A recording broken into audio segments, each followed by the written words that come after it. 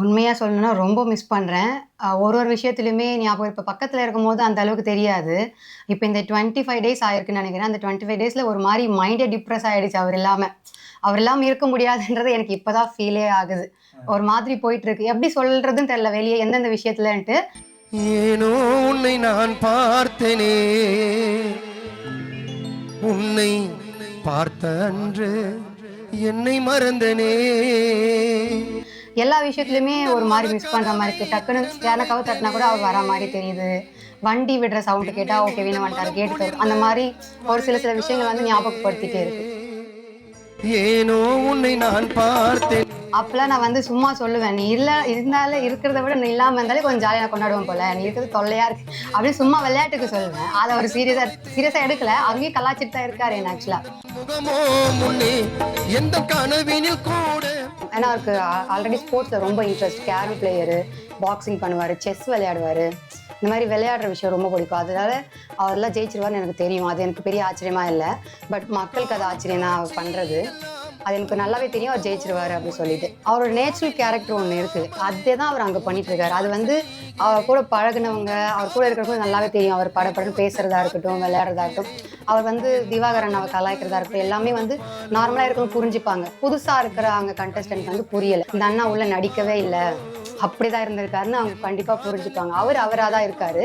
அதை சில பேரால ஏத்துக்க முடியல. அவ்வளவுதானே தவிர அது பெருசா பிரச்சனைகளை மனசுல வச்சுக்க மாட்டாரு. அவர் எப்பவுமே அப்படிதான்.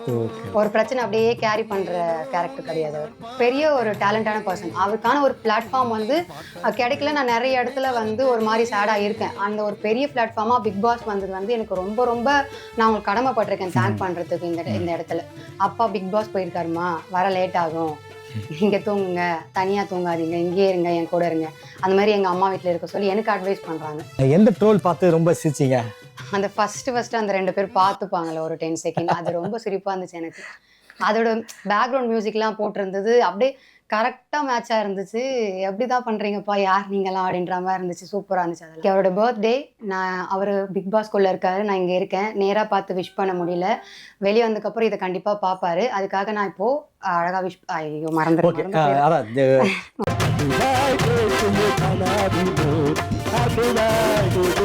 கட்டத்துக்கு மேல டென்ஷன் ஆகி ஏன்பா என் பேரு தவிர உனக்கு பேரே வராதா, அது நீங்க பார்க்க அழுவீங்க. அதுக்கு செம்ம சிரிப்பா இருந்துச்சு எனக்கு. ஆக்சுவலா எப்படின்னா, இப்போ அவர் திவாகர் அண்ணா வந்து வினோத் சொல்றாரு இல்லையா, சேம் அதே போல வீட்டுல அவர் இருந்தாருன்னா பாக்கியா பாக்கியா பாக்கியா தான்.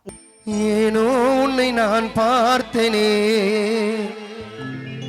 உன்னை பார்த்த அன்று என்னை மறந்தனே, எந்த மனக்கதவை திறந்து வைத்தேனே. இப்ப போல எப்பவுமே நீ சந்தோஷமா இருக்கணும். உனக்காக என்னோட பிரேயர்ஸ் எப்பவுமே இருக்கும். பிக் பாஸ்ல இருக்காரு, நீங்க வீட்டுல இருக்கீங்க, பிள்ளைகளை பாத்துக்கிறீங்க, குடும்பத்தை பாத்துக்கிறீங்க, டிவிக்குள்ள அவரு விளையாடுறதையும் பாக்குறீங்க. ஓகே, அவரு நீங்க எந்த அளவுக்கு மிஸ் பண்றீங்கங்கறத ஓப்பனா சொல்லுங்க. உண்மையா சொல்லணும்னா ரொம்ப மிஸ் பண்றேன். ஒரு விஷயத்திலுமே ஞாபகம் இப்ப பக்கத்துல இருக்கும்போது அந்த அளவுக்கு தெரியாது. இப்ப இந்த 25 டேஸ் ஆயிருக்குன்னு நினைக்கிறேன். அந்த 25 டேஸ்ல ஒரு மாதிரி மைண்டே டிப்ரஸ் ஆயிடுச்சு அவர் இல்லாம இருக்க முடியாதுன்றது எனக்கு இப்பதான் ஃபீலே ஆகுது. ஒரு மாதிரி போயிட்டு இருக்கு. எப்படி சொல்றதுன்னு தெரியல வெளியே எந்தெந்த விஷயத்துலன்ட்டு. எல்லா விஷயத்துலயுமே ஒரு மாதிரி மிஸ் பண்ற மாதிரி இருக்கு. டக்குன்னு யாருனா கதவு தட்டுனா கூட அவர் வரா மாதிரி தெரியுது. வண்டி விடுற சவுண்ட் கேட்டா, ஓகே வீணு வந்துட்டாரு கேட்டு தொறக்கும். அந்த மாதிரி ஒரு சில விஷயங்கள் வந்து ஞாபகப்படுத்திட்டே இருக்கு. கேமரா முன்னாடி பார்த்துட்டு நான் இல்லாதப்ப நீ சந்தோஷமா தான் இருப்ப, நல்லா கொண்டாடி இருப்பேன்னு நினைக்கிறேன். அந்த இது வந்து எனக்கு விசுவலா நான் பார்க்கல, யாரும் கேள்வி சொல்லிவிட்டேன். அந்த இன்சிடென்ட் நீங்க டிவில பார்க்கும்போது எந்த அளவுக்கு நீங்க ஃபீல் பண்ணீங்க? அது ஆக்சுவலா என்னன்னா, எங்களுக்கு வந்து தீபாவளி இந்த நல்ல எல்லா ஃபேமிலியும் நடக்கும் அந்த மாதிரி. அந்த டைம்ல எங்களுக்கு அடிக்கடி சின்ன சண்டை வந்துடும். அப்பெல்லாம் நான் வந்து சும்மா சொல்லுவேன், நீ இருந்தாலும் இருக்கிறத விட நீ இல்லாம இருந்தாலே கொஞ்சம் ஜாலியா கொண்டாடுவோம் போல, நீ இருக்கிறது தொல்லையா இருக்கு அப்படின்னு சும்மா விளையாட்டுக்கு சொல்லுவேன். அதை அவர் சீரியஸா எடுக்கல. அங்கேயும் கலாய்ச்சிட்டு தான் இருக்காரு என்ன ஆக்சுவலா. அந்த மாதிரி சும்மா அவர் வந்து விளையாட்டுக்கு சொல்லியிருக்காரு. மற்றபடி ஒண்ணும் இல்லை, விளையாட்டா பேசுற ஒரு சின்ன விஷயம், அவ்வளவுதான். நீங்க மட்டும் சப்போர்ட் பண்ணல, கானா சிங்கர் சப்போர்ட் பண்றாங்க, அவருடைய ரசிகர்கள் சப்போர்ட் பண்றாங்க, அப்புறம் டிவி பாக்குற ஃபாலோவர்ஸ் சப்போர்ட் பண்றாங்க. இதெல்லாம் பார்க்கும்போது உங்களுக்கு எப்படி ஆச்சரியமா இருக்கா? ரொம்ப சந்தோஷமா இருக்கு. இதுல வந்து உண்மையிலே அவரோட டேலண்ட்க்கு வந்து கிடைக்கணும்னு நான் வந்து ரொம்ப ஆசைப்பட்ட ஒரு விஷயம். அது இப்போ கிடைக்குதுன்னும் போது ரொம்ப சந்தோஷமா இருக்கு. அது வார்த்தையால எக்ஸ்பிரஸ் பண்ண முடியல. எனக்கு வந்து வினோ கிட்ட இதை சொல்லி சந்தோஷப்படணும்னு தோணுது. இப்போ அவர் வரும்போது இதெல்லாம் நான் சொல்லணும் அப்படின்னு ஒரு இதுவோட இருக்கேன் நான். அந்த அளவுக்கு சந்தோஷமா இருக்கேன் எனக்கு. ஓகே, இப்போ எப்படி அவர் விளையாடுறாருன்னு நினைக்கிறீங்க உள்ளுக்குள்ள? நல்லா விளையாடுறாரு. எனக்கு ஆக்சுவலாக அந்த ஸ்போர்ட்ஸ்லாம் அப்புறம் வெளியே வருது இல்லையா ஒரு கேமில், அதெல்லாம் முன்னாடி எனக்கு தெரியும். நான் அவர்கிட்ட போகும்போது சொன்னேன், அந்த கேம்லாம் நீ ஜெயிச்சிருவ வேணும், அது எனக்கு தெரியும். ஏன்னா அவருக்கு ஆல்ரெடி ஸ்போர்ட்ஸில் ரொம்ப இன்ட்ரெஸ்ட். கேரம் பிளேயரு, பாக்ஸிங் பண்ணுவார், செஸ் விளையாடுவார். இந்த மாதிரி விளையாடுற விஷயம் ரொம்ப பிடிக்கும். அதனால அவரெல்லாம் ஜெயிச்சிருவார்னு எனக்கு தெரியும். அது எனக்கு பெரிய ஆச்சரியமா இல்லை. பட் மக்களுக்கு அது ஆச்சரியம் தான் அவர் பண்ணுறது. அது எனக்கு நல்லாவே தெரியும் அவர் ஜெயிச்சிருவாரு அப்படி சொல்லிட்டு. ஒரு முறை விழுந்து காலில் அடிபட்டப்போ நீங்க டிவி பார்த்து என்ன ஷாக்கானீங்க? ரொம்ப கஷ்டமா இருந்துச்சு. இவ்வளோ போஸா பண்றாங்க, விடாம ஒரு மாதிரி. இப்போ நேத்து கூட ஒன்று நடந்துச்சு, விடாப்புடியா அந்த கேப்பை போடுங்கிற கேமு பார்க்கும்போது பதட்டமா இருக்கு எனக்கு. ஒன்று இவருக்கு அடிபட்டுருன்றதை தாண்டி இவரால் வேற யாருக்காவது அடிபட்டுச்சுன்னா இவர் அங்கே ஃபுல்லா ஒரு மாதிரி பேசுவாங்களே, அதே ஒரு பக்கம் மைண்ட்ல ஓடிட்டு ரொம்ப டென்ஷனா இருக்கு. இவருக்கு அடிபட்டா கூட பார்த்துக்கலாம் போல, பக்கத்துல யாருக்குன்னா இவரால எதுவும் வந்துடக்கூடாது, யாருக்கும் காயம் வந்துடக்கூடாதுன்ற மைண்ட்ல ரொம்ப பதட்டமா பாக்குறதாகுது எல்லாத்தையும். யாரு இவருக்கு ரொம்ப ஒரு போட்டியா இருக்காங்கன்னு நினைக்கிறீங்க உள்ளுக்குள்ள? போட்டியானா அதான் டஃப் கண்டஸ்டன்ட்னு நான் நினைச்சேன்னா சபரி தான் நினைக்கிறேன். சபரி அண்ணாவை தான் நான் நினைக்கிறேன். இன்னும் அவரு இந்தந்த விஷயத்துல எல்லாம் ஃபோக்கஸ் பண்ணணும். இதெல்லாம் இப்போ அவர் திடீர்னு எலிமினேஷன் ஆகிற அளவுக்கு நடந்திருக்குது அப்படின்னா இதெல்லாம் நீங்க எப்படி பாக்குறீங்க இந்த விஷயத்த? எப்படி பார்க்குறேன்னா, அவர் வந்து அவரோட நேச்சுரல் கேரக்டர் ஒன்று இருக்குது, அதே தான் அவர் அங்கே பண்ணிட்டு இருக்காரு. அது வந்து அவர் கூட பழகுனவங்க, அவர் கூட இருக்கிறவங்களுக்கு நல்லாவே தெரியும். அவர் படப்படன்னு பேசுறதா இருக்கட்டும், விளையாடுறதா இருக்கட்டும், அவர் வந்து திவாகரன் அண்ணாவை கலாய்க்கிறதா இருக்கட்டும், எல்லாமே வந்து நார்மலாக இருக்கணும் புரிஞ்சுப்பாங்க. புதுசாக இருக்கிற அங்கே கண்டஸ்டன்ட் வந்து புரியலை. ஒன்ஸ் அவங்க பிபி விட்டு வெளியே வந்ததுக்கப்புறம் எப்படியும் ஒரு ஃபேமிலியாக ட்ராவல் பண்ணுவாங்க, அப்போ புரிஞ்சுப்பாங்க இந்த அண்ணா உள்ள நடிக்கவே இல்லை, அப்படிதான் இருந்திருக்காருன்னு அவங்க கண்டிப்பா புரிஞ்சுப்பாங்க. அவரா தான் இருக்காரு. அதை சில பேரால ஏத்துக்க முடியல, அவ்வளவுதானே தவிர. ஓகே, ஒருவேளை இருந்தாலும் இந்த விஷயத்த அவர் மாத்திக்கலாம் அப்படின்னா இந்த விஷயம் மாத்திக்கலாம்னா, ஒரு சில ஸ்டேட்மெண்ட் கொடுக்கும்போது ஒரு கரெக்டா சொல்ல மாட்டேங்கிறாரு. அது அவர் நார்மலாவே பண்ணக்கூடிய ஒரு விஷயம் தான். வீட்டுல பேசும்போதே ஒரு விஷயத்த ஃபுல்ஃபில்லா சொல்ல மாட்டாரு. கரெக்டா எப்படி அவர் கன்வே பண்றதுன்னு கொஞ்சம் குழம்பிடுவாரு. அது அங்கங்க பண்றாரு. அது நாங்களே சொல்ல ஒரு விஷயத்த கரெக்டா ஒரு பாயிண்ட் இருக்கு அவர்கிட்ட, அந்த பாயிண்ட்டை கரெக்டா ஃபுல்லா சொல்ல மாட்டாரு. அதுவும் இல்லாம மறந்துடுவாரு. ஒரு விஷயம் நடந்துருந்துச்சுன்னா அதை இன்னைக்கு மறந்துடுவாரு. நேத்து நடந்ததை வச்சு இன்னைக்கு யாராவது சண்டை போட்டாங்கன்னா நேத்து என்ன நடந்துச்சுன்னு மறந்துட்டு இருப்பாரு. அது பெருசா பிரச்சனைகளை மனசுல வச்சுக்க மாட்டாரு. அவர் எப்பவுமே அப்படிதான். ஒரு பிரச்சனை அப்படியே கேரி பண்ற கேரக்டர் கிடையாது அவர். அப்படியே விட்டுட்டு ஓகே ஃப்ரெண்ட்ஸ் ஆயிடலாம் அந்த மாதிரி. ஓகே, ரொம்ப சிரிச்ச விஷயங்கள் என்னன்னா ஒரு காமெடியா இருக்கு அப்படின்னு நினைக்கிற மாதிரி விஷயம் நடக்குது. காமெடியா தான். அந்த 1 வீக் ஃபுல்லாவே திவாகரனோட காம்போல நல்லா போயிட்டு இருந்துச்சு. ரொம்ப ஃபன்னா தான் இருந்துச்சு. நான் எதிர்பார்க்கவே இல்லை அவங்க காம்போ இப்படி ஹிட் ஆகும்னு சொல்லிட்டு.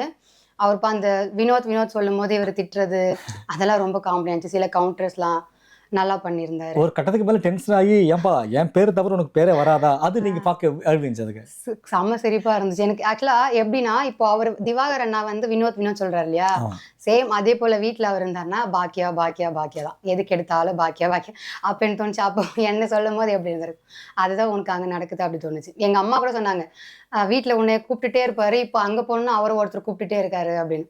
ஒரு செகண்ட் கூட விட முடியாது. எது வரனாலும் பாக்கியா யார் பிரக்யாவுக்கு பதிலாக பாக்கியா தான் கூட. சசியம்மா எங்க நாத்தனார் ஃபோன் பண்ணாலும் அவங்க பேரை மறந்துடுறாரு, பாக்கியா தான் எடுத்து பேசுவார்.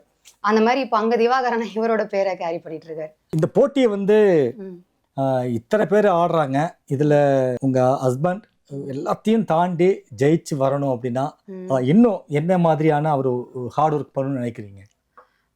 எனக்கு தெரிஞ்சு அவர் அவராக தான் இருக்காரு. இது வரைக்கும் யாரை பற்றியும் தப்பாவோ பின்னாடியோ பேசி எது வந்து ஸ்ட்ரெயிட்டாக போல்டாக முன்னாடி பேசுறாரு.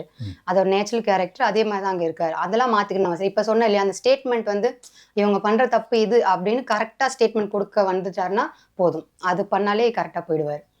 வேற எந்த கேம் எல்லாத்துலேயும் அவர் ஜெயிச்சிருவாரு. இந்த ஒரு விஷயத்துல கொஞ்சம் அப்படி பண்றாரு. ஒரு சிலது அப்படியே சொல்ல வர்றதை முழுசா சொல்லி முடிக்க மாட்டேங்கிறாரு. அதை கரெக்டா போல்டா சொல்லிட்டாருன்னா ஜெயிச்சிருவாரு.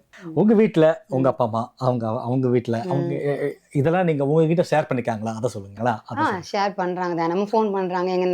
எங்க நாத்தனா தான் வினோட அக்கா இருக்காங்க இல்லையா, அவங்க தினமும் ஃபோன் பண்ணி பேசுவாங்க. நம்ம என்னமோ ஒரு கேம் நடக்கும் போது அவங்க பதறிடுவாங்க, என்ன நடக்க போதுமா. இதுதான் நான் சொன்னதுதான்.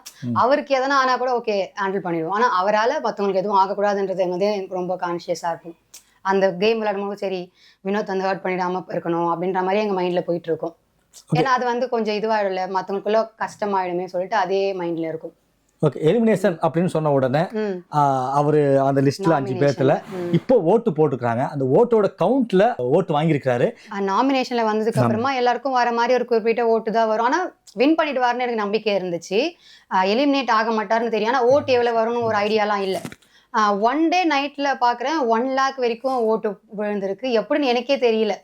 என்னதான் நம்ம போட்டிருந்தாலும் அந்த தானா கிரியேட் ஆன அந்த ஆர்கானிக் ஃபேன்ஸ் இருக்காங்க இல்லையா, அவங்களோட இது ஸ்ட்ரென்த்து தான் நான் நினைக்கிறேன். இப்போ என்னதான் ஃப்ரெண்ட்ஸு ஃபேமிலி ஒரு கண்டஸ்டன்ட்டுக்குமே ஃப்ரெண்ட்ஸ் இருப்பாங்க, ஃபேமிலிஸ் இருப்பாங்க. அதை தாண்டி நமக்கு ஆர்கானிக்காக வர சப்போர்ட் தான் வந்து நமக்கு ஸ்ட்ரென்த்து. அந்த மாதிரி பார்க்கும்போது இன்னைக்கு பார்த்தா 2 lakh கிட்ட கிராஸ் ஆயிருக்காங்க. ஸோ ரொம்ப ஒரு மாதிரி சந்தோஷமாகவும் இருக்குது, பெருமையாகவும் இருக்குது அதை நினைக்கும் போது. அப்போ அவர் எலிமினேஷன் ஆக மாட்டாருங்கிற நம்பிக்கை வந்துச்சா? கண்டிப்பா அது அவர் தான் ஃபர்ஸ்ட் வந்து சேவ் ஆவாரு. அந்த நம்பிக்கை எனக்கு இருக்கு. உள்ளுக்குள்ள இருக்கிற கண்டஸ்டன்ஸ்ல வந்து எல்லா டைப்லயும் இருக்கிறாங்க. பிக் பாஸ்க்கு இங்க கானா சிங்கர்ல இருந்து உங்க ஹஸ்பண்ட உள்ள கூப்பிட்டதுக்கு நீங்க பிக் பாஸ்க்கு என்ன தேங்க்ஸ் சொல்ல விரும்புறீங்க? உண்மையிலே நான் ரொம்ப தேங்க் பண்ண வேண்டிய கடமை இருக்குது எனக்கு. ஏன்னா அவருக்கு வந்து உண்மையிலே நிறைய டேலண்ட் இருக்க ஒரு பர்சன் தான். இப்போ வந்து டேலண்ட் இல்லை, உள்ளே இருக்கும் டேலண்ட் அப்படிலாம் நான் சொல்ல விரும்பலை. ஆனால் அவரை பற்றி நான் பேசணும்னா அவர் உண்மையிலே ரொம்ப டேலண்டான பர்சன். இந்த 25 டேஸ்லேயே மக்களே புரிஞ்சிருப்பாங்க. அவருக்கு வந்து பாடுற திறமையாக இருக்கட்டும், இன்ஸ்ட்ருமெண்ட் பண்ணுறதா இருக்கட்டும், லிரிக்ஸ் எழுதுகிற அந்த டைமிங் ஸ்பீடாக இருக்கட்டும், எதுவாக இருந்தாலுமே அவர் அப்படி பண்ணிடுவார். அவரோட ப்ரொஃபஷனல் வைஸாக அவர் ஒரு பெரிய ஒரு டேலண்டான பர்சன். அவருக்கான ஒரு பிளாட்ஃபார்ம் வந்து கிடைக்கல. நான் நிறைய இடத்துல வந்து ஒரு மாதிரி சேடாக இருக்கேன். அந்த ஒரு பெரிய பிளாட்ஃபார்மாக பிக் பாஸ் வந்தது வந்து எனக்கு ரொம்ப ரொம்ப நான் உங்களுக்கு கடமைப்பட்டிருக்கேன் தேங்க் பண்ணுறதுக்கு இந்த இடத்துல. So thank you Vijay TV, thank you Bigg Boss team. First இந்த வாய்ப்பு கிடைச்சதுக்கு வந்து கடவுளுக்கு நான் நன்றி சொல்லிக்கிறேன், அவங்களோட அருள் தான். ரெண்டாவது பார்த்தீங்கன்னா Vijay TV Bigg Boss team அவங்கள வந்து சூஸ் பண்ணதுக்கு ஃபர்ஸ்ட் சீசன்ல இருந்து லாஸ்ட் சீசன் வரைக்குமே அவர் celebration song, Vijay television song எல்லாமே பண்ணியிருக்காங்க. இந்த இடத்துல அவர் ரெகக்னைஸ் பண்ணி கூப்பிட்டதுக்கு ரொம்ப ரொம்ப தேங்க்ஸ். என் ஃபேமிலி சைட்ல இருந்து ஹார்ட் ஃபெல்ட்டாக நான் வந்து நன்றி சொல்லிக்கிறேன் அவங்க டீமுக்கு. ஓகே, குழந்தைங்க அப்பா அப்பான்னு கேட்குறாங்களா? அதை பற்றி சொல்லுங்க. கேட்குறாங்க. 2 சின்னவருக்கு அந்த அளவுக்கு தெரியல அப்பாவை பற்றி. இப்போ தான் 1 year கம்ப்ளீட் ஆயிருக்கு. பெரியவங்க கேட்குறாங்க, டிவியில் பார்க்குறது. இன்னொரு விஷயம் என்னன்னா அவங்க கொஞ்சம் அட்வான்ஸ் அப்போ எனக்கு ஆறுதல்லாம் சொல்ல ஆரம்பிச்சிட்டாங்க. அப்பா பிக் பாஸ் போயிருக்காருமா, வர லேட் ஆகும், நீங்கள் தூங்குங்க, தனியாக தூங்காதீங்க, இங்கேயே இருங்க, என் கூட இருங்க, அந்த மாதிரி எங்கள் அம்மா வீட்டில் இருக்க சொல்லி எனக்கு அட்வைஸ் பண்ணுறாங்க. அவங்க புரிஞ்சுக்கிட்டாங்க அப்பா ஒரு ஷோ போயிருக்காங்க அப்படின்றது. அது எனக்கே பெரிய ஆச்சரியமாக இருக்குது.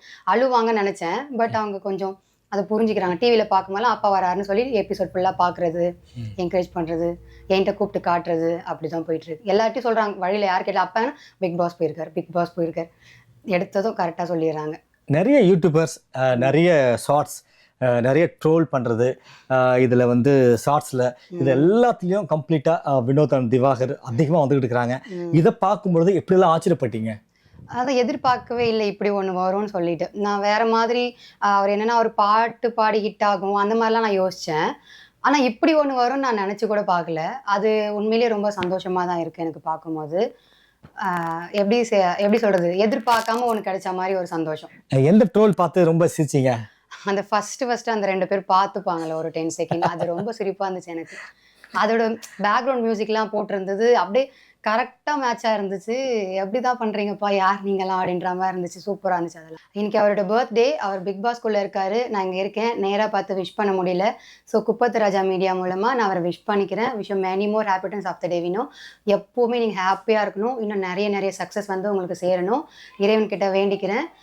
என்னோட சார்பாக, உங்கள் தம்பிங்களோட சார்பாக, நம்ம ஃபேமிலி சார்பாக, எல்லாரோட சார்பாகவும் உனக்கு மிகப்பெரிய வாழ்த்துக்கள். குப்பத்து ராஜா மீடியா பார்க்குற கானா நண்பர்கள் எல்லாருக்குமே, நீங்களும் ஷோ பார்க்குறீங்க அப்படின்னா கண்டிப்பாக வினோத்க்கு சப்போர்ட் பண்ணுங்கள். அவருக்கு உங்களை பிடிச்சிருக்கோம் நான் நம்புகிறேன். அவரோட விளையாட்டு, அவர் பண்ணுற எல்லாமே நீங்கள் கண்டிப்பாக ரசிச்சிருப்பீங்க. உங்களுக்கு பிடிச்சிருந்தா லைக் பண்ணுங்கள், அவருக்கு ஓட் பண்ணி சப்போர்ட் பண்ணுங்கள். நம்மளில் ஒருத்தர் ஜெயிச்சு வரத்துக்கு நம்ம தான் உதவி பண்ணணும். ஸோ நீங்கள் எல்லோரும் சப்போர்ட்டாக இருப்பீங்க நான் முழுசாக நம்புகிறேன். தேங்க்யூ. அவரோட பர்த்டேக்கு எல்லா கானா சிங்கர்ஸும் கேக் வெட்டி செலிப்ரேட் பண்ணது எனக்கு ரொம்ப ரொம்ப சந்தோஷமாக இருக்குது. எல்லாருக்குமே ரொம்ப ரொம்ப நெஞ்சார்ந்த நன்றிகள்.